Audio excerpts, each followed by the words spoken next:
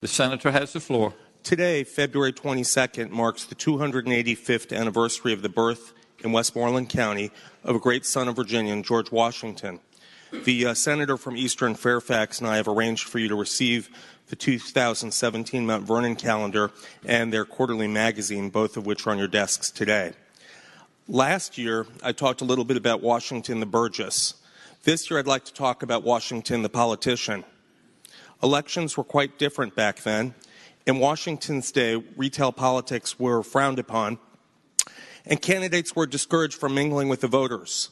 It was said, if a man solicits you for your vote, avoid him. Self-interest and sordid avarice lurk under his forced smiles, hearty shakes by the hand, and deceitful inquiries after your wife and family. Only free white male landowners of at least 25 acres could vote, the wealthy elite known as the planters. However, it was also common practice for the candidates to provide alcohol, otherwise known as bumbo, to the voters. And in 1755, the then 23-year-old Washington, a first-time candidate for the House of Burgesses in Frederick County, suffered a landslide defeat, receiving only 40 of the 581 votes cast.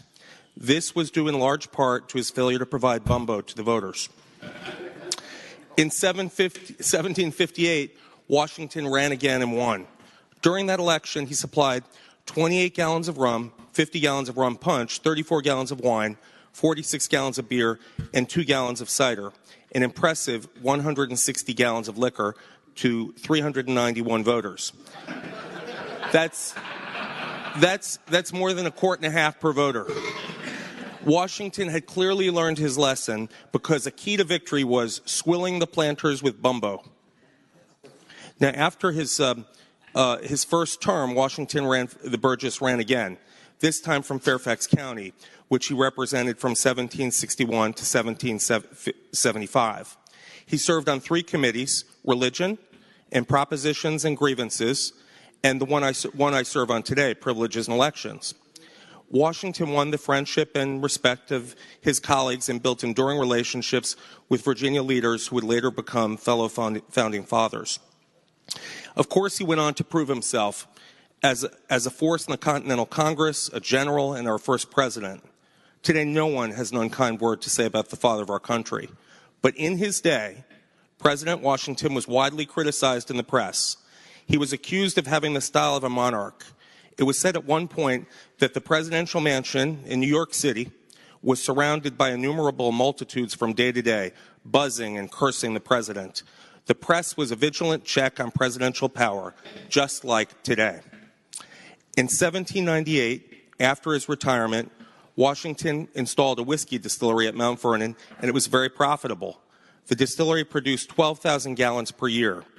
And in 1799, Washington wrote to his nephew, 200 gallons of whiskey will be ready this day for your call, and the sooner it is taken, the better, as the demand for this article in these parts is brisk. The distillery operates once again today, and with the governor's signature, George Washington's rye whiskey is poised to become the official spirit of the Commonwealth. The story of President Washington is a uniquely American experience.